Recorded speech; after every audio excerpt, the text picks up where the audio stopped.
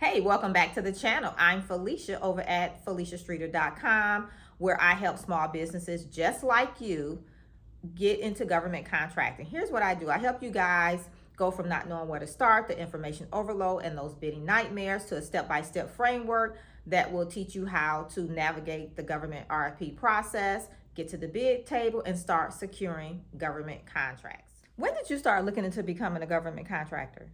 Researching is exactly what you should have done when you were trying to make the decision whether to make the move to government contracting or not, but not once you decided to become a government contractor. You got to do more than research. In this video, I'm sharing how you can focus your efforts instead of aimlessly researching.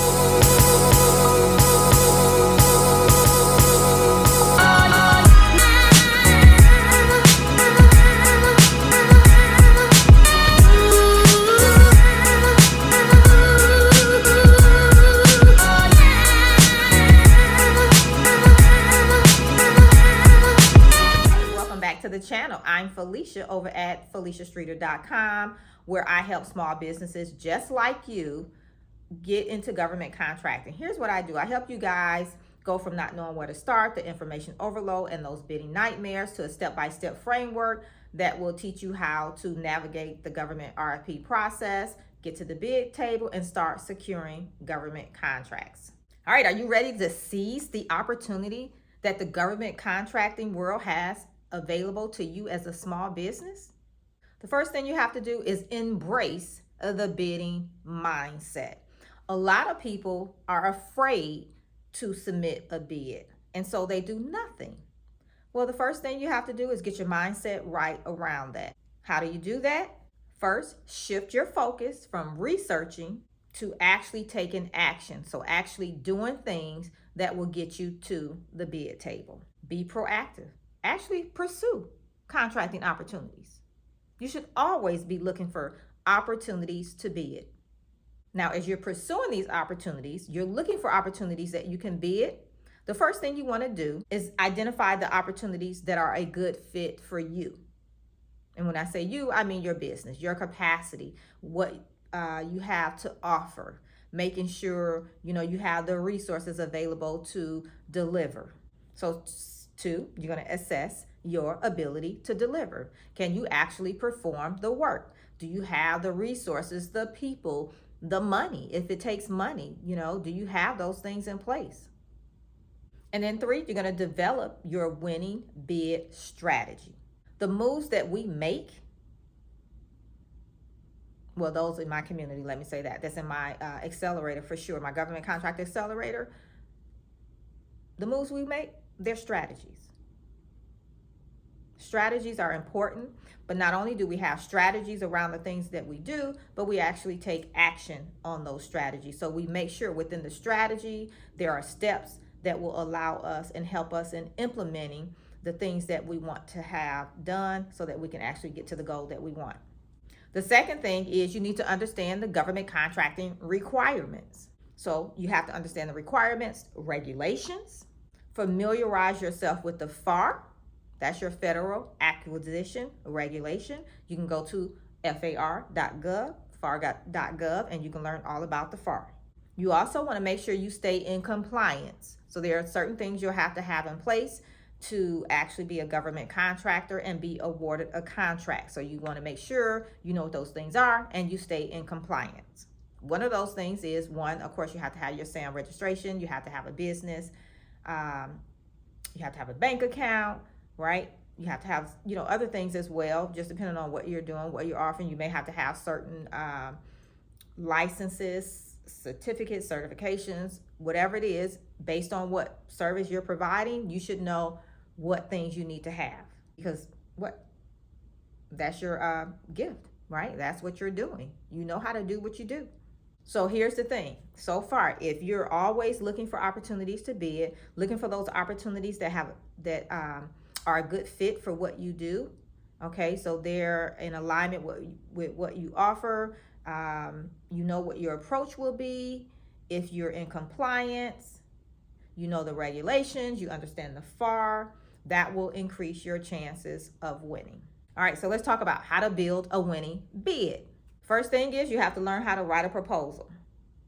I know a lot of you guys shy away from proposals and you're like, oh, I'm just going to start, with maybe, if I can get a $3,000 contract, that's cool. I'm not knocking anybody. Whatever your goals are, those are your goals. It's your business. You decide. But I can tell you, if you're trying to play with the big boys and you want to win some of the larger contracts, you're going to need to know how to write a winning proposal. And not only in writing that winning proposal, within it, you have to make sure you're writing the proposal to the needs of the government. You want to make sure the bid is competitive. You're going to have to, in this proposal, be able to communicate the value that you bring. And so when I talk about the value you bring, I'm talking about your value proposition. Ultimately, the goal is to be able to stand out from the competition. So another thing, not only do you have to, show the value you bring, talk about how it's in alignment with what they're looking for, but you got to be able to price as well. You got to be able to price competitively. A lot of times it just depends on if it's going to be best value or price. Okay. But either way, you want to be able to do both. So let me know in the comments, are you ready and prepared to start submitting proposals? Let me know in the comments, yes or no, no or yes. The next thing is you need to learn how to navigate the bidding process. In that, what are the pre-qualifications to actually being considered? And then making sure you meet those pre-qualifications. You need to be able to analyze a solicitation, break it down, pull out the requirements, take those requirements, and then put that into a responsive proposal. You need to understand the submission procedures. A lot of times people are submitting on opportunities and you're not giving the contracting officers what they asked for. And so you're not compliant. Your proposal go in the trash. Now you just wasted what? A week, 2 weeks, sometimes 3 weeks or longer putting together a proposal to not even be considered. So understand the submission procedures. Make sure you are pre-qualified. Make sure you understand what the requirements are. You understand what they're asking for in the scope of work. And then also understand the evaluation criteria so that you make sure you are hitting those points inside your proposal as well. All of this will help you in streamlining your bidding process and increase your efficiency. Now, you'll get better at this over time, but the main thing is to get started. Don't let fear stop you. If you're unsure of how to do it, then get the support that you need so that you can start doing this. Because if you don't ever start submitting, you will never win. So the next thing is you want to leverage your networking and relationships. So networking and relationships. And you have to recognize the importance of both.